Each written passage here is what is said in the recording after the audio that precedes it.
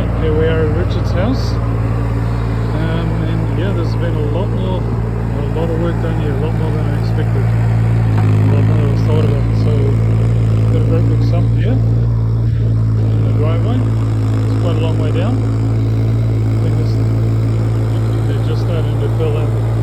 So this line, that's the sewage from the front house, and they've got sewage. There was a little pipe somewhere around here. Anyway, there it is. There's a little pipe here.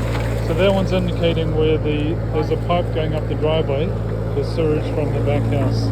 It's all going to pass through here and then into the street.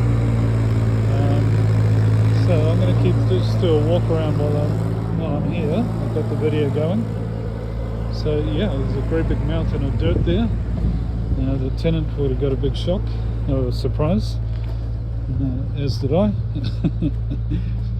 Right, so here's the sewage pipe from the second house. This gully trap is going to be cut down to the appropriate height once they know where things are at.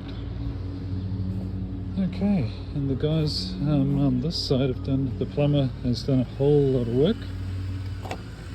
That's the FYI, that's the finished floor level. 286.3 meters. Right, so this one here, so that's the stormwater. So the water coming off both sides of the roof is going out here to the street. The front house, their stormwater goes literally halfway under the, in the middle of the house. It goes straight out to the street. Yeah, a whole lot of plumbing stuff going on underneath here. Yeah, like a lot of that, for example, the one come from the other side. So again, that's from the drain pipes on the other side, and the drain pipes from the far one is the drain pipes from here. So they're both going to connect and go out to the street. Anyway, all the various sinks, etc., they end up with with the toilet waste, and that's the one that we saw going out to the street. Anyway, there's other stuff going on under here too.